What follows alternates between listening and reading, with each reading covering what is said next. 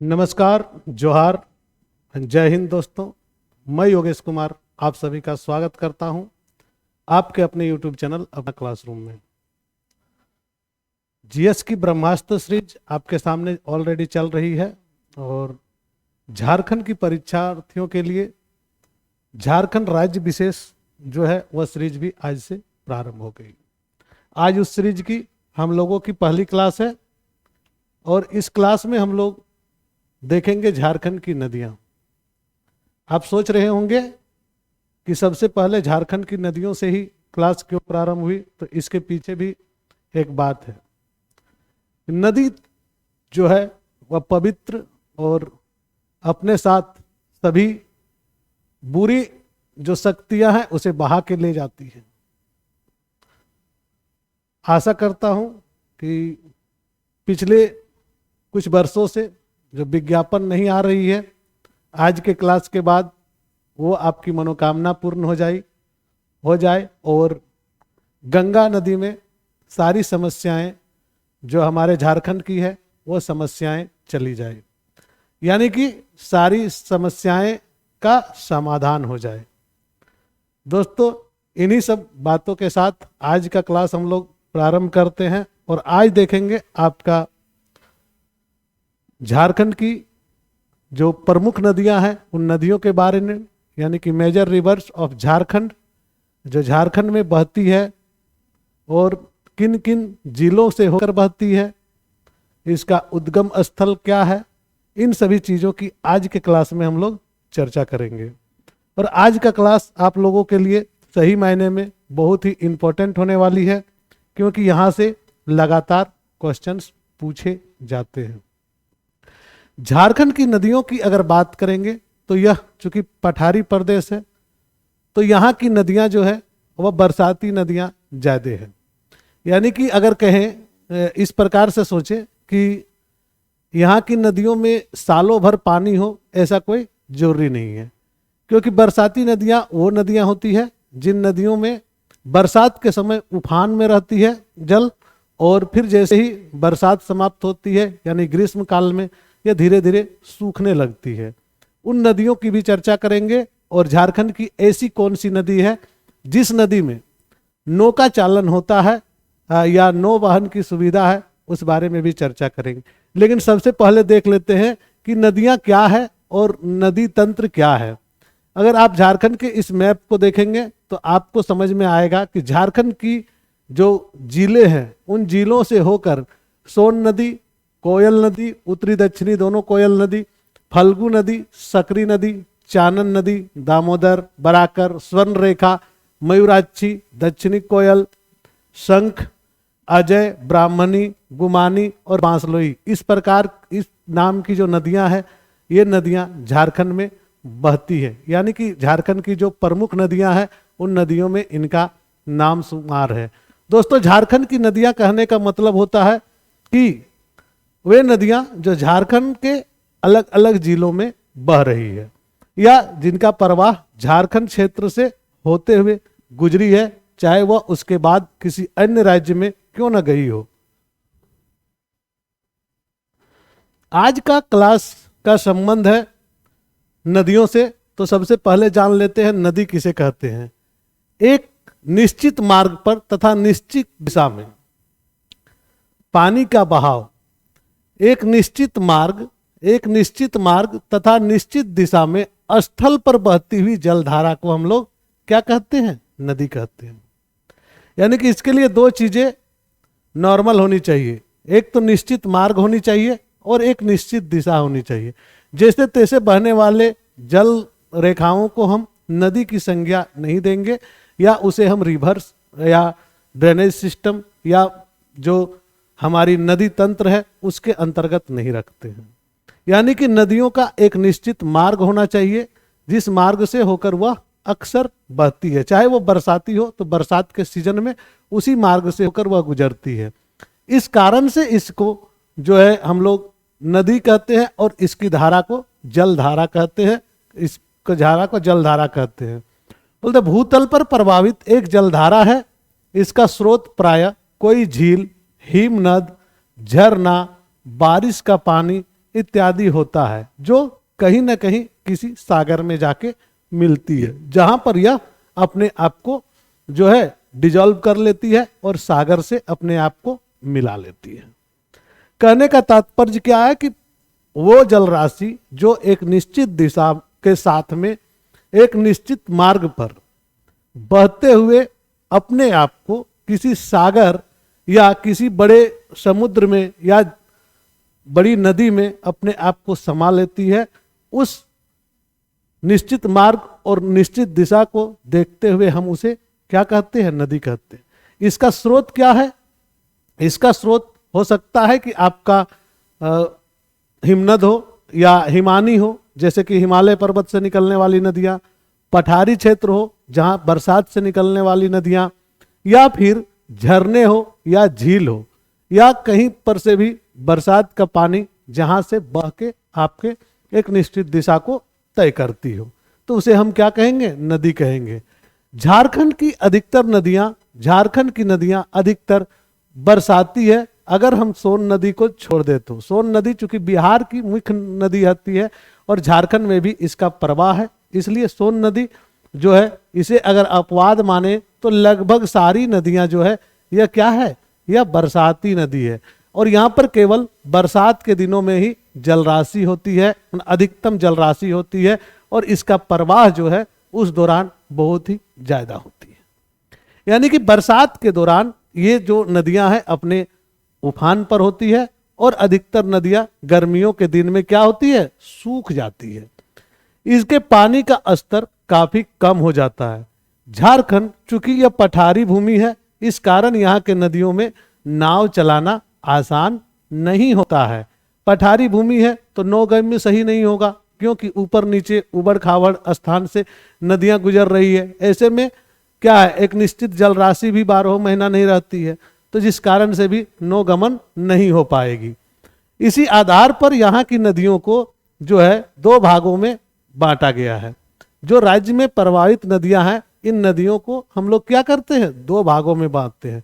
एक भाग होता है उत्तरवर्ती नदियां, जो झारखंड के उत्तर की दिशा में प्रवाहित होती है, और यह मुख्य रूप से गंगा नदी में जाकर मिल जाती है। और दूसरी तरह की नदी है दक्षिणावर्ती नदी, यानी कि साउदर्न और साउथ साइड में जो नदियां बहती है, और यह नदियां गंगा में नहीं होकर किसी अन्य जगहों में जाके मिलती है या किसी अन्य नदियों से जाके मिल जाती है। कहने का तात्पर्य यहाँ है कि इसे 2 भागों में बांटा जाता है। एक तो गंगा नदी पर मिलने वाली, और दूसरी जो गंगा नदी पर नहीं मिलती है। यानी कि उत्तर साइड में जो नदियां गिरेगी वो नदियां गंगा नदी पर मिलेगी, और यह गंगा नदी पर मिलने वाली मुख्य नदी कौन सी है? तो सोन नदी, उत्तरी कोयल नदी, पुनपुन नदी, फल्गु नदी, सकरी नदी और चानन नदी। ये सारी नदियां आपके गंगा नदी में मिलती है। बाकी के जो बचे नदियां हैं वो नदियां गंगा के अलावे किसी अन्य स्थान में, अलग अलग स्थानों में देखेंगे कि मिलती है, और वहां पर यह अपना जो अपने आप को डिजॉल्व कर लेती है। तो झारखंड की नदियों को हम कितने श्रेणी में बांटते हैं? प्रश्न अगर इस प्रकार से आए तो झारखंड की नदियों को हम कितने श्रेणी में बांटते हैं? तो 2 श्रेणियों में बांटा जाता है। पहला श्रेणी क्या होता है? इसे कहते हैं उत्तर की दिशा में बहने वाली नदी, और दूसरा श्रेणी होता है दक्षिण की दिशा में बहने वाली नदी। ये दोनों नदियां जो है यह मुख्य रूप से वे नदियां हैं जो एक तो पहला जिसका गंगा नदी में मिल जाती है, दूसरा जो है गंगा नदी में नहीं मिलती है। आगे बढ़ते हैं, देखते हैं। सबसे पहली जो नदी का नाम आता है उस नदी का नाम है सोन नदी। क्या नाम है? तो सोन नदी। ये सोन नदी कहाँ से निकलती है, किधर होके प्रवाहित होती है, यह देखेंगे। अगर मैप में आप देखेंगे तो आपको दिखेगा यह नदी कहाँ से निकल रही है, तो अमरकंटक के मैकाल पर्वत से। आप यहां पर ध्यान देंगे तो आपको दिख जाएगा, यह अमरकंटक के मैकाल पर्वत से निकलते हुई ऐसे जाती है, जाके मिल जाती है गंगा नदी में। यह गंगा नदी का तंत्र है जो लगभग 2525 किलोमीटर के आसपास में तंत्र दिखता है। यहां पर जाके यह सोन नदी क्या होती है, यहां पर इस स्थान पर मिल जाती है।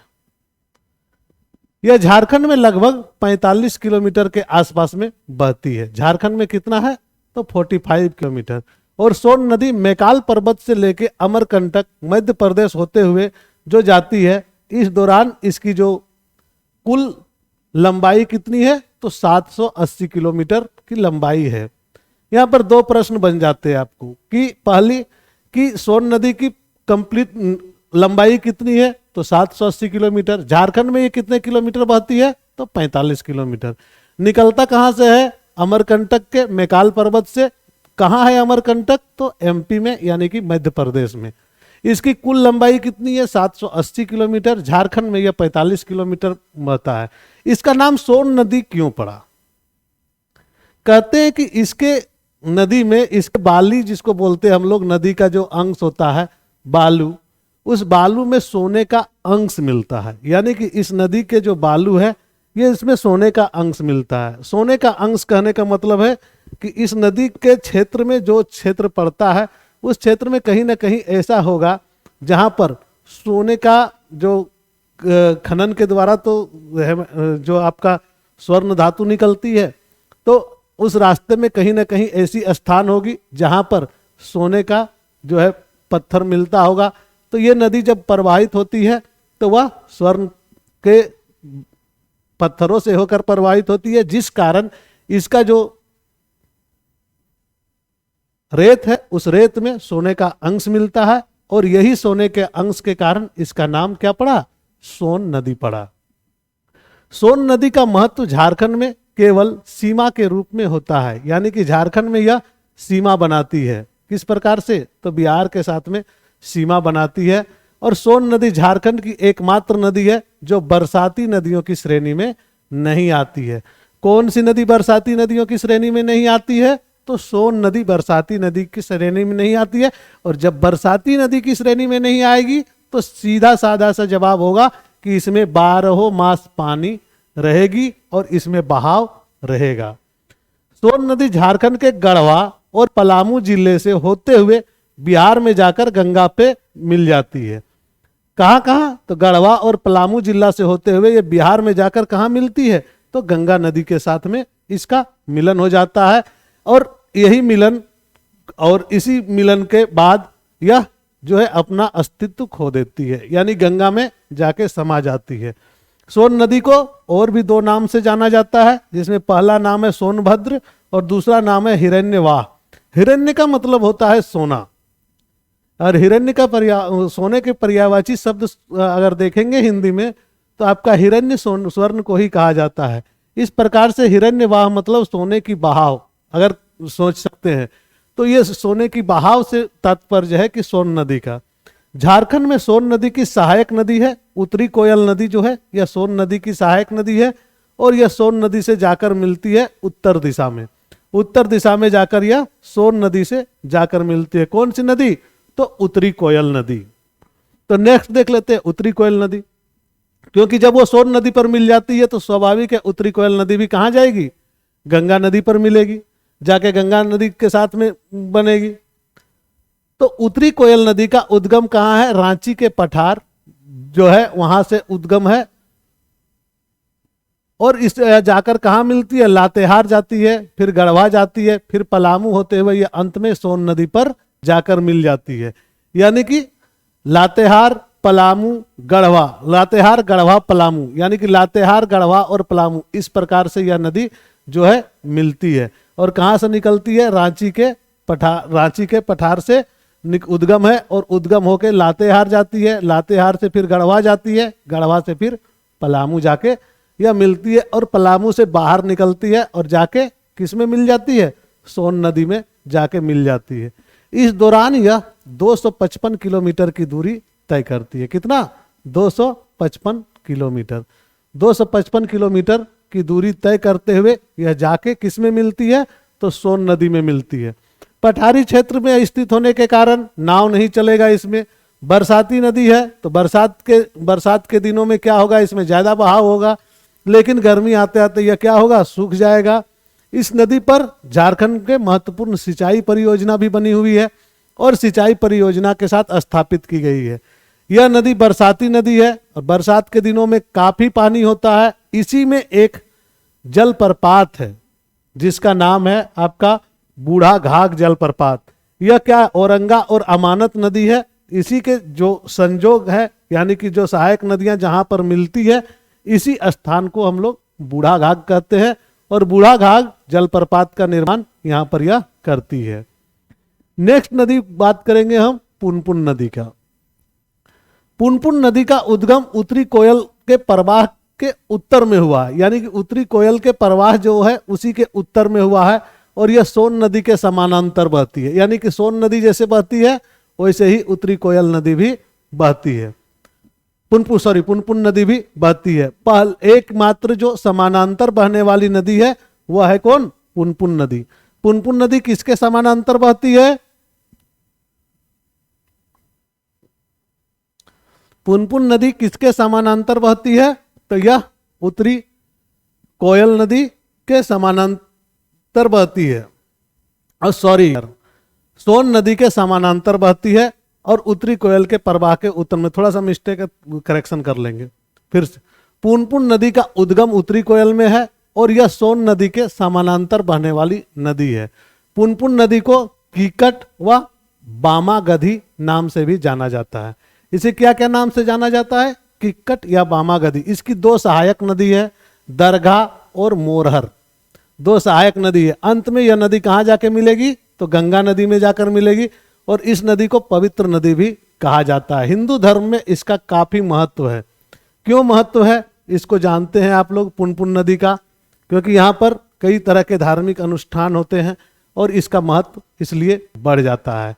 बामगधी के नाम से भी या बामधी के नाम से भी यह जाना जाता है। नेक्स्ट नदी है आपका फल्गु। फल्गु नदी छोटानागपुर पठार इसका उद्गम स्थल माना जाता है। छोटानागपुर पठार फल्गु नदी का। झारखंड में इस नदी का बहुत बड़ा धार्मिक महत्व है। क्यों? क्योंकि इस नदी में पिंडदान संबंधी कार्य किए जाते हैं। कहा जाता है कि भगवान श्री रामचंद्र जी ने भी यहीं पर पिंडदान किया था, फल्गु नदी में।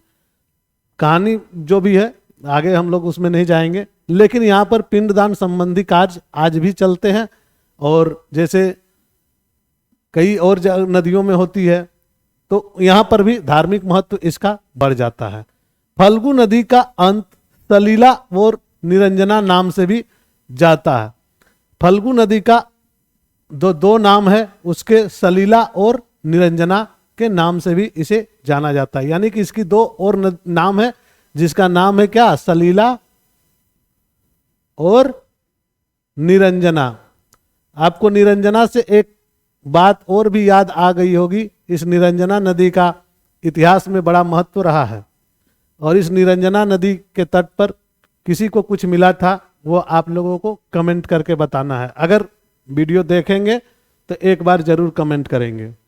अंत में यह नदी कहाँ जाती है? गंगा नदी में मिल जाती है और इस नदी का भी वही हाल है जो अन्य झारखंड की नदियों का है। यानी कि ये भी बरसाती नदी है और बरसात के दिन में इसमें पानी बहुत होता है और धीरे धीरे बरसात के दिन जैसे जैसे घटते हैं तो वो बारिश का पानी चला जाता है और फिर वहाँ पर पहले जैसी स्थिति हो जाती है, यानी कम पानी की स्थिति हो जाती है। इसलिए पठारी क्षेत्र है, नौगम्य इसमें भी नहीं होगा। नेक्स्ट नदी का नाम है आपका सकरी नदी। इसका भी उद्गम स्थल कहाँ है? छोटानागपुर का पठार। और यह मार्ग बदलने के लिए कुख्यात नदी है। यह इस नदी की विशेषता बोलिए या कुख्यात बोलिए, यह अपना मार्ग जो है वह बदल लेती है। जो नदियों के बारे में हमने शुरू में बताया कि निश्चित मार्ग और निश्चित दिशा होती, इसकी दिशा निश्चित है लेकिन मार्ग जो है अनिश्चित है। कभी भी जो है ना इधर उधर भटक जाती है, तो इसका दिशा अनिश्चित है। इसको सुमागधी कहते हैं। इसका एक और नाम है सुमागधी, क्योंकि इस समय यह जो है नदी पहले राजगीर होकर बहती थी। राजगीर तरफ से यह बहती थी बिहार में। उसके बाद यह जो है अपना मार्ग बदली और यह इधर छोटानागपुर में हो गया।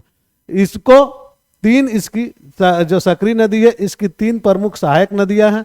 इसमें क्यूल, मोरहर और चानन नदी आ जाता है, जो इसकी सहायक नदियां हैं। सहायक नदियां 3 है, क्यूल, मोरहर और चानन नदी।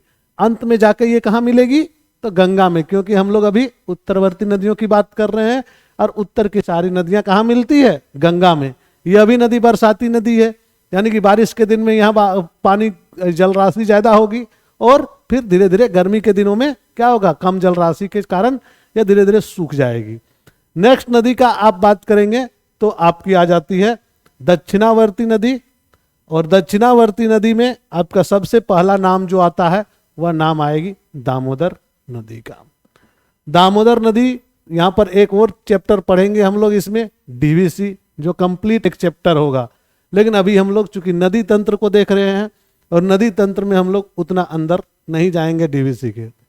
झारखंड में प्रवाहित होने वाली सबसे लंबी नदी दामोदर है, जो कि छोटानागपुर के पठार में पलामू क्षेत्र से निकलकर वन क्षेत्र होते हुए हजारीबाग मानभून के रास्ते आगे बढ़ती है। और दामोदर नदी का उद्गम स्थल इसलिए छोटानागपुर जिला लातेहार है, यानी कि इस लातेहार जिले में इसका उद्गम स्थल है। और इस उद्गम स्थल के बाद यह नदी बहुत ज्यादा आगे बढ़ जाती है। अगर हम कहें तो अभी जैसे लातेहार पलामू के बीच में बहुत सारा विवाद है, तो इसका उद्गम स्थल पलामू को भी हम मान सकते हैं। दामोदर नदी को ही देवनद कहा गया है। इसका प्राचीन नाम जो है, इसका साहित्य में जो उपलब्ध है, यह देवनद है। यह पलामू जिले से निकलकर हजारीबाग, गिरिडीह, धनबाद होते हुए बंगाल में प्रवेश करती है, जहां रानीगंज, आसनसोल औद्योगिक क्षेत्र में आती है। यानी कि पलामू से यह निकलती है और पलामू होते हुए वह कहाँ चली जाती है? हजारीबाग, और हजारीबाग से गिरिडीह, गिरिडीह से आपका धनबाद, धनबाद से होते हुए यह कहाँ निकल जाती है? बंगाल में। यानी कि पलामू, हजारीबाग, गिरिडीह, धनबाद, धनबाद से होते हुए यह पश्चिम बंगाल के आसपास में जो नदी है उसमें जाके मिल जाती है। दामोदर बांकुड़ा के पास, बांकुड़ा के निकट यह हुगली नदी के साथ मिलकर बंगाल की खाड़ी में मिलती है। कहाँ मिलती है? हुगली नदी के कारण। और यह नदी कुल 290 किलोमीटर बहती है। और दामोदर की सहायक नदियों की बात करेंगे तो कोनार, बोकारो और बराकर इसकी प्रमुख सहायक नदियां हैं। इसके बाद भी हम डिटेल देख लेते हैं, इसमें बहुत सारी चीजें और भी है। यह धनबाद में जिस स्थान में प्रवेश करती है वहीं पर यह जमुनिया नदी इसमें आकर मिलती है, धनबाद में। यानी कि धनबाद में जिस जगह यह प्रवेश करती है वहीं पर यह जमुनिया नदी आके मिलती है। और जमुनिया नदी का तट का पश्चिमी सीमा में गिरिडीह जिले के साथ सीमा बनाती है। यानी गिरिडीह जिले के साथ में यहाँ पर यह सीमा बनाती है और सीमा का निर्माण भी करती। इससे पूर्व दामोदर में कतरी नदी मिलती है। कतरी नदी और पारसनाथ के पादप प्रदेश से निकलती है जो कतरी नदी, वह नदी आके यहाँ पर मिलती है। चिरकुंडा के पास इसमें दामोदर और बराकर नदी मिल जाती है। कहाँ पर? तो चिरकुंडा के पास। और यही चिरकुंडा के पास दामोदर बराकर नदी में मिलती है। इसी बराकर नदी पर क्या है? तो इस बराकर नदी पर मैथन डैम है। इसी बराकर नदी पर कौन सा डैम है? तो इस बराकर नदी पर मैथन डैम है। मैथन डैम बना हुआ है। सबसे बड़ी नदी होने के साथ साथ यह झारखंड की सबसे प्रदूषित नदी भी है। सबसे बड़ी भी नदी है और झारखंड की सबसे प्रदूषित नदी भी यही है। इसे दामोदर झारखंड में देव नदी कहते हैं, तो इसे बंगाल में बंगाल का शोक कहलाता था। ध्यान रखेंगे, झारखंड की देव नदी, बंगाल की शोक कौन है? तो दामोदर नदी। और क्यों कहा जाता था कि इस नदी में पहले जब मतलब डीवीसी की प्रोजेक्ट नहीं लगी हुई थी, तब ये जो बाढ़ का जो प्रकोप होता था, इससे बंगाल में बहुत ज्यादा क्षति होती थी। कहां पर? तो पश्चिम बंगाल में। इस कारण से पश्चिम बंगाल या बंगाल का शोक इसे कहा जाता था। और आजकल चूंकि यहाँ पर डीवीसी की जो प्रोजेक्ट है वो बन चुकी है, तो अब यह बंगाल में शोक नहीं बल्कि बंगाल के लिए भी वरदान साबित हो चुकी है। झारखंड में यहाँ पर दामोदर घाटी परियोजना जो है वह आ गई, जो बहुउद्देशीय जल भंडारण की व्यवस्था की गई है। और यह परियोजना जैसे आप लोग जानते हैं कि टेनेसी घाटी परियोजना से प्रेरित होकर बनाया गया था। और इसे ही पंडित जवाहरलाल नेहरू के द्वारा इसे बनाने का श्रेय पंडित जवाहरलाल नेहरू को जाता है, जिस कारण से उनका नाम आपका डीवीसी के साथ में जुड़ा हुआ है। दामोदर घाटी जो है या दामोदर नदी जो है यह सबसे विशाल नदी है झारखंड की। और दामोदर नदी हजारीबाग, गिरिडीह, धनबाद, लोहरदगा, रांची इन सभी जगहों में होकर गुजरती है। दामोदर नदी अंत में बंगाल का हुगली नदी में जाकर मिल जाती है। बराकर, कतरी, जमुनिया और कोनार जो है इसका खास करके इसकी सहायक नदियां हैं। धनबाद में जिस स्थल पर यह प्रवेश करती है यहाँ जमुनिया नदी आके मिलती है। जमुनिया के तट पर यह गिरिडीह जिले के साथ सीमा बनाती है। फिर दामोदर में कतरी नदी मिलती है जो पारसनाथ पहाड़ी से निकलती है। चिरकुंडा के पास दामोदर नदी बराकर नदी में आकर मिलती है और यही बराकर नदी में जब मिलती है तब यहाँ पर क्या है आपका डीवीसी का प्रोजेक्ट। क्लियर है? आगे बढ़े।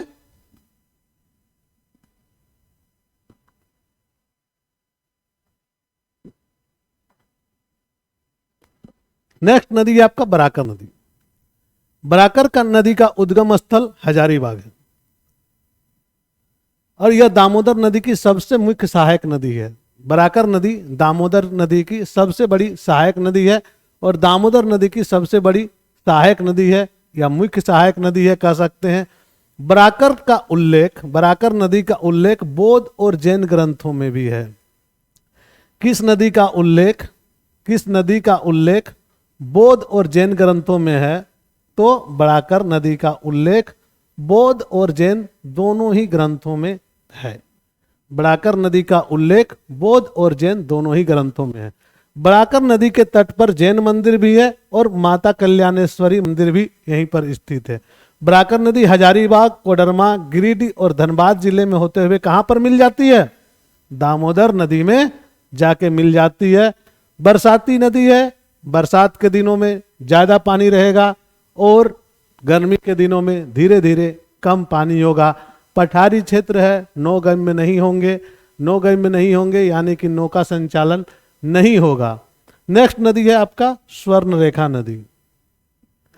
स्वर्णरेखा नदी का उद्गम स्थल जिला रांची है। छोटानागपुर के पठार में रांची से हुआ है और यह रांची में 16 किलोमीटर दूरी रांची का मेन सिटी से नगड़ी गांव से निकलती है और इसकी कुल लंबाई 474 किलोमीटर है।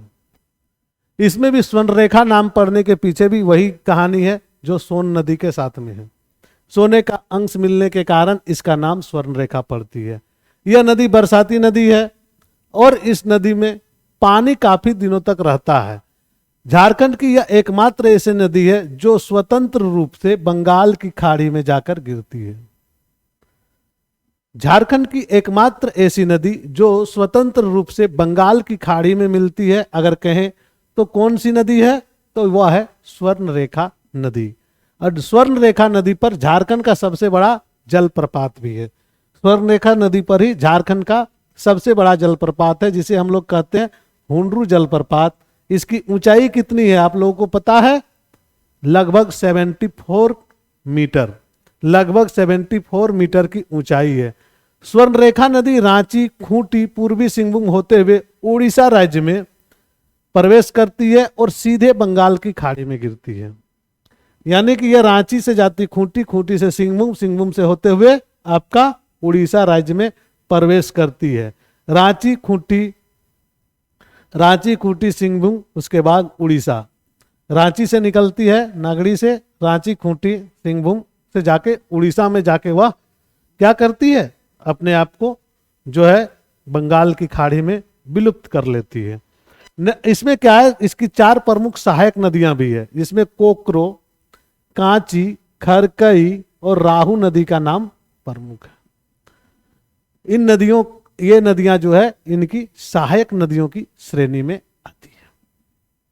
क्लियर है यहां तक? स्वर्णरेखा नदी के तट पर एक बड़ा ही इंडस्ट्री जो है वह डेवलप हुआ और एक अच्छा सिटी भी डेवलप हुआ जिसे हम लोग जमशेदपुर के नाम से जानते हैं। टाटा जमशेदपुर स्वर्णरेखा नदी का, और इसी के नाम पर एक एक्सप्रेस भी पहले चलती थी, स्वर्णरेखा एक्सप्रेस। यहाँ पर कई परियोजनाओं का स्थापना भी हुआ था स्वर्णरेखा नदी में।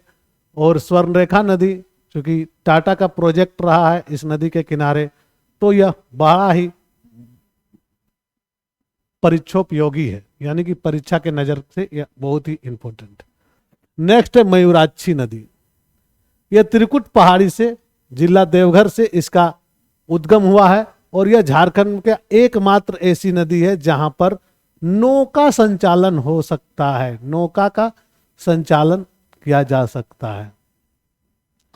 यानी कि एकमात्र नदी जहां पर नौ विहार का आनंद ले सकते हैं या जहां पर नाव का संचालन हो सकता है, यह नाम है मयूराक्षी नदी।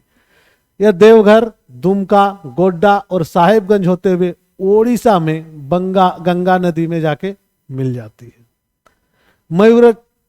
मयूराक्षी नदी जो है इसको मोर और मोतिहारी नदी के नाम से भी जाना जाता है। इसकी दो अन्य नाम भी है जिसे हम मोर या मोतिहारी नदी भी कहते हैं। नवादा जिले में यह नदी भुरभुरी नदी के साथ मिलकर मोर नदी के नाम से जानी जाती है। नवादा जिले में यह किस नदी से मिलती है? तो भुरभुरी नदी से, और इसका नाम क्या हो जाता है? मोर नदी हो जाता है। मयूराक्षी नदी की प्रमुख जो सहायक नदियां हैं वह है सिद्ध, दोना, टिपरा, पूसरो, भामरी, मुनबिल और धोवाई नदी जो है इसकी सहायक नदी है। यह भी नदी बरसाती नदी है और बरसात के दिनों में यहाँ पर जल स्तर बहुत ज्यादा होता है और यह झारखंड की एकमात्र ऐसी नदी है जहां पर नौ संचालन किया जा सकता है। कौन सी नदी में नौका चलाते हैं हम लोग? मयूराक्षी में। मयूर का नौका आपका चलता है मयूराक्षी नदी में। नौ संचालन योग्य है मयूराक्षी नदी। नेक्स्ट नदी है दक्षिणी कोयल नदी। दक्षिणी कोयल नदी कहने का मतलब है कि यह दक्षिण की ओर है, सीधा सादी बात है। और हम लोग यहाँ पर क्या पढ़ रहे हैं? दक्षिणावर्ती नदियां ही पढ़ रहे हैं। तो दक्षिणी कोयल नदी का उद्गम स्थल रांची ही है, छोटा नागपुर का, और नागड़ी से इसका हुआ है। पश्चिम में बहती है और जिला लातेहार को जाती है। रांची से पश्चिम में बहती है और जिला लातेहार को जाती है। यहां मैप में देखेंगे, रांची से पश्चिम की ओर बहती है और लातेहार को जाती है। यह नदी भी बरसाती नदी है। दक्षिणी कोयल नदी लोहरदग्गा, गुमला, रांची, पश्चिमी सिंहभूम होते हुए ओडिशा जाती है और ओडिशा के गंगापुर नामक स्थान पर यह शंख नदी में जाकर मिल जाती है।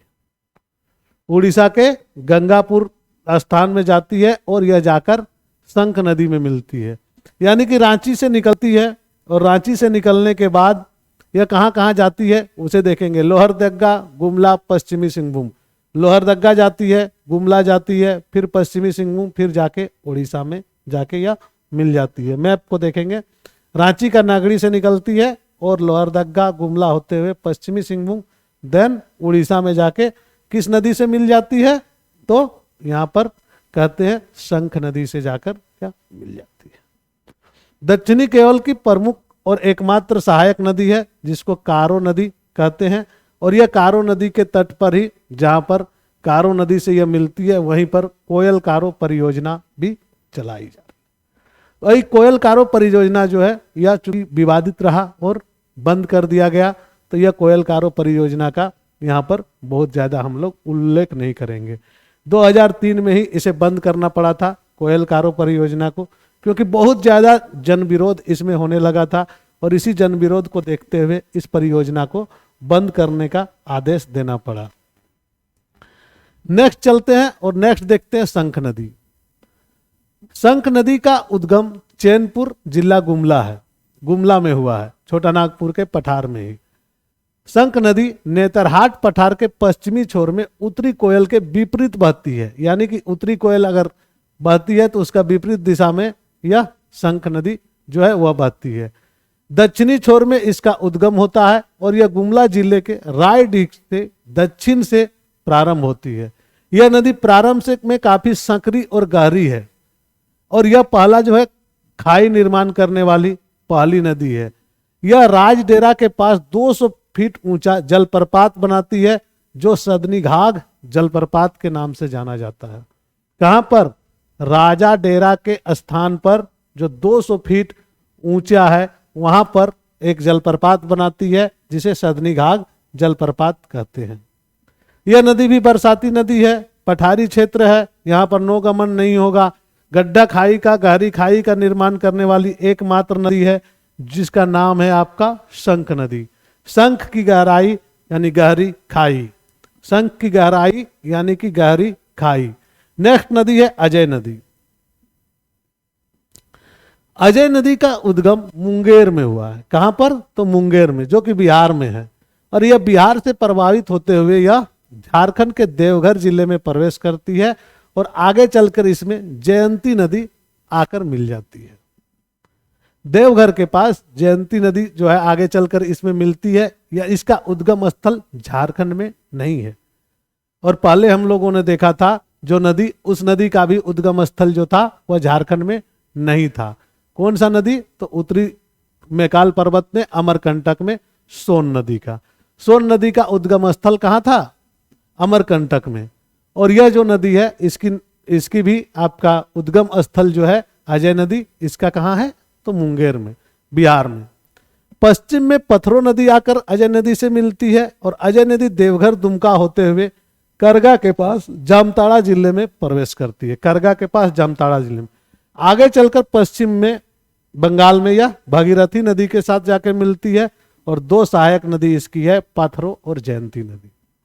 दो सहायक नदी कौन कौन से? पथरो और जयंती नदी। यह नदी बरसाती है, इस कारण से यहाँ पर भी नौगम्य नहीं होगा। बरसात के दिनों में अधिक जल होगा और गर्मी के दिनों में जल राशि कम हो जाएगी। नेक्स्ट नदी है ब्राह्मणी। ब्राह्मणी नदी दुमका जिले के उत्तर में स्थित दुधवा पहाड़ी से निकलती है और इसका उद्गम स्थल कौन सा है? दुधवा पहाड़ी। यह नदी दामिने को में झिलमिली और मोनिया होते हुए बहती है और यह दरिन मोलेश्वर के पास दुमका जिले को छोड़कर झारखंड से बाहर निकलती हुई नलहाती रेलवे स्टेशन के पास गंगा नदी में मिल जाती है। नलहाती रेलवे स्टेशन के पास क्या करती है? यह गंगा नदी में जाकर मिल जाती है। इसकी दो सहायक नदियां ब्राह्मणी का, वह है गुमरो और एरो। रो से याद रखेंगे, ब्राह्मणी का गुमरो और एरो। ब्राह्मणी नदी का उद्गम स्थल कहाँ है? तो दुधवा पहाड़। यह नदी भी बरसाती नदी है, इसलिए यहां पर भी सेम केसेस होंगे, नौ वाहन नहीं होगा, एकमात्र है। नेक्स्ट नदी है आपकी गुमानी। गुमानी नदी का उद्गम स्थल कहाँ है? तो राजमहल की पहाड़ियां। और राजमहल की पहाड़ियों से निकलकर यह उत्तर पूर्वी खड्ड का निर्माण करती है। खड्ड का निर्माण करने वाली एकमात्र नदी जो है यह कौन है? गुमानी नदी। बरहेत में इससे मेरल नदी आकर मिलती है, जहां गुमानी पूरब की दिशा में बहती है और जैसे ही वो मिलता है तो वो चेंज हो जाती है और दक्षिण की ओर मुड़ जाती है। झारखंड की सीमा पार कर यह गंगा नदी में मिल जाती है। यह नदी भी बरसाती नदी है और इस कारण यहां बरसात के दिनों में काफी पानी रहता है। बांसलोई नदी। बांसलोई नदी बांस की पहाड़ या बांस से इसका नाम है, इसलिए बांसलोई नदी है। और यह नदी गोड्डा जिले के पास बांस पहाड़ी से निकलती है और यह पूर्व की ओर बहती हुई दुमका जिले में उत्तरी सीमा बनाती हुई गोड्डा और पाकुड़ को अलग करती है। यानी कि गोड्डा और पाकुड़ को अलग करने वाली नदी का क्या नाम है? बांसलोई। गोड्डा और पाकुड़ को अलग करने वाली नदी की क्या नाम है? तो बांसलोई। गोड्डा पाकुड़ बांसलोई सीमा बनाती है। यह मुराई रेलवे स्टेशन के पास गंगा में मिलती है और बांसलोई नदी का उद्गम बांस पहाड़ से हुआ है। यह दक्षिणावर्ती नदी नहीं है, ध्यान रखेंगे। अगर इसको कहेंगे कि दक्षिणावर्ती नदी तो यह भी गलत होगा। तो गोड्डा पाकुड़ के पास यह उत्तरवर्ती नदी है, क्योंकि ये प्रिंटिंग थोड़ा सा मिस्टेक है। जो गंगा में नदी मिलती है वह उत्तरवर्ती है, जो नहीं मिलती है वह दक्षिणावर्ती है। यह नदी भी बरसाती है और बरसात के कारण यहाँ पर भी जो है आपकी नौगम्य नहीं होगी और बरसात के दिनों में ज्यादा पानी और गर्मी के दिनों में सूखी रहेगी। आशा करते हैं कि आप लोगों को नदियों के बारे में विस्तृत जानकारी मिल चुकी होगी और इस वीडियो को देखने के बाद आप लोगों को नदियों से संबंधित जो प्रश्न है वह प्रश्न आसानी से हल हो जाएंगे। इसी तरह के लगातार अपडेट्स और क्लासेस के लिए जुड़े रहें और दोस्तों के साथ शेयर करें, लाइक करें, कमेंट करें, और अगर कहीं मिस्टेक होता है क्लास में तो वह कमेंट के माध्यम से अवश्य बताएं। धन्यवाद।